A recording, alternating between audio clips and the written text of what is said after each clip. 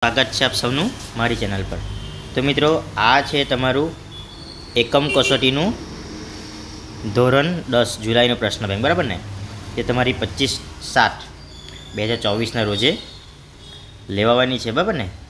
તો મિત્રો જોઈ લો કેવા પ્રકારના પ્રશ્ન પૂછાઈ શકે છે। આમાં ગમે તે એક પ્રશ્ન પૂછાશે, બરાબર ને? જે 3 માર્કનો હશે। તેનો નમૂનો છે અહીંયા કે વૈષ્ણવજન। તો મિત્રો સાહિત્ય પ્રકાર, વૈષ્ણવજનનો સાહિત્ય પ્રકાર કયો છે? તો નરસિંહ મહેતા, બરાબર? સાહિત્ય કૃતિ અને સાહિત્યકાર, ઓકે। ભૂલી ગયા પછી એ કોણે લખેલું? તો રઘુવીર ચૌધરી। શીલવંત સાધુને, તો એ કોણે લખેલું? તો ગંગા સતી, મિત્રો, ઓકે। આગળ જઈએ। આ સાહિત્ય કૃતિ અને સાહિત્ય પ્રકાર, તો ભૂલી ગયા પછીનો સાહિત્ય પ્રકાર કયો છે? તો એકાંકી। રેસનો ઘોડોનો સાહિત્યકાર તો નવલિકા। વૈષ્ણવજનનો સાહિત્યકાર છે પદ, મિત્રો, ઓકે। આગળ જોઈએ। આ પાત્ર અને ઉક્તિ, તો નીનાબેન શું આવશે? અંકિતને એનું શૈશવ આપો।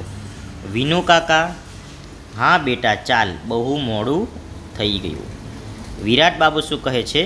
Most happy man in the universe. ચાલો આગળ જઈએ મિત્રો। આ સાહિત્ય કૃતિ છે અને એનું મૂળ સંગ્રહ કે શાનામાંથી લેવાયેલું છે?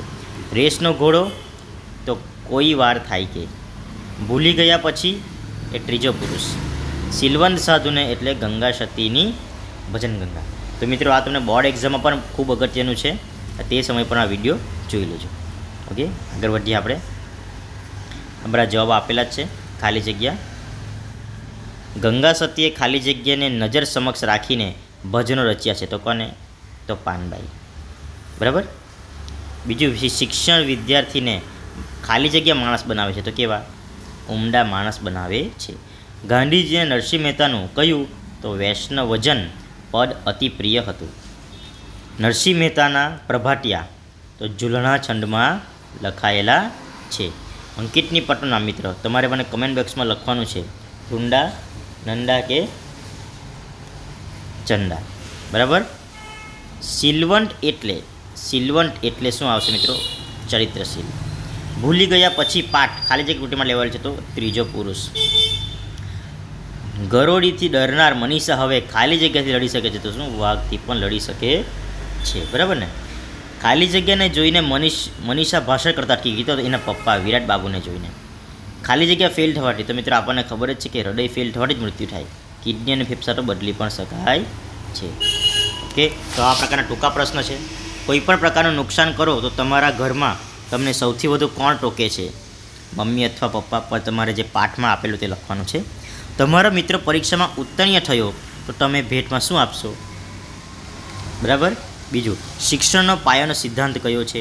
ઘરપણમાં માતા પિતાને કોના સહકારની વધુ અપેક્ષા હોય છે? તો પોતાના બાળકના। નરેનને કઈ તાલીમ મેળવી હતી? રીચ માણસને જોઈને પોતાના બચાવ માટે શું કરે છે? બીજું, મનીષા પિતાને ખરો આનંદ કઈ વાતનો હતો? મનીષા દેસાઈને કયા મુદ્દા પર ભાષણ આપેલું? નીચેનામાંથી કયું પદ કવયત્રી ગંગા સતીનું નથી? તો અમારી કયું નથી તે ટીક કરવાનું છે, મિત્રો, ઓકે। જે છે તે નથી। કોની વૃત્તિ સદાય નિર્મળ હોય છે? બરાબર। આમાં તો આપણને જવાબ લાગે છે કે શીલવંત સાધુની। તો તમે જવાબ જોઈ લેજો ચોપડીમાંથી, ઓકે મિત્રો। તો આ પ્રમાણે ટૂંકા સવાલ છે, 15 ટૂંકા પ્રશ્ન છે।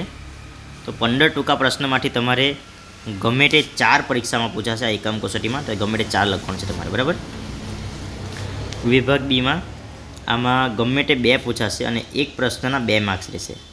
ત્યારે વિભાગ એમાં જોયું તો એક પ્રશ્નના 1 માર્ક્સ, આમાં એક પ્રશ્નના 2 માર્ક્સ, એટલે 2 પૂછાશે, તેમાંથી 2 લખવાનું છે।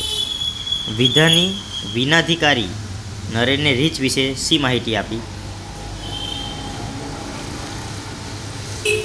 વિરાટ બાબુએ મનીષા અને નરેનની સગાઈની શા માટે ના પાડી? નરેન જે મનીષાને ઓળખતો હતો તે મનીષા કેવી હતી? સંજય અને નીનાબહેનને પુત્રના પરિણામ પછી કયો કાર્યક્રમ બનાવી રહ્યો હતો?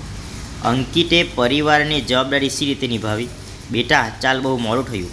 વિનુ કાકા, આ વાક્યોનો ગૂઢ સમજાવો, બરાબર। આ પ્રમાણે તમારે જોઈ લેવાનું છે। કેટલા પ્રમાણના? 10માંથી 2 પૂછાશે।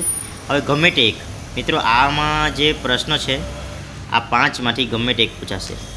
આ 5 પ્રશ્નમાંથી ગમે તે એક પ્રશ્ન પૂછાશે, તે 3 માર્ક્સનો રહેશે. ઓકે, આગળ જોઈએ. નીચેના શબ્દનો ધ્વનિ ઘટકો છૂટો પાડો.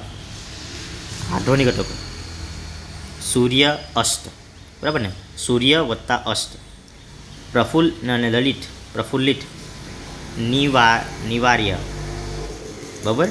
નૈસર્ગિક, નેસ વત્તા અભિમાન, અભિ વત્તા માન. બરાબર, તમારે જે કરવાનું છે તે કરી લેવાનું. નીચે કઈ જોડણી ખોટી છે મિત્રો? ઓકે, કઈ જોડણી ખોટી છે તે બી તમારે જોઈ લેવાનું છે. ઓકે મિત્રો, પછી આ શબ્દમાં સંધિ છોડો ગમે તે એક, બરાબર? ઓકે, આ પ્રશ્ન 4માં અર્થ વિસ્તાર સંક્ષેપીકરણ નિબંધ અહેવાલ વિશે સમજાવવાનો છે, બરાબર? આ તમારું કેટલા માર્ક્સનું છે? આ 4 માર્ક્સનું છે મિત્રો. તો ચાલો બીજા વિડીયોમાં મળશું.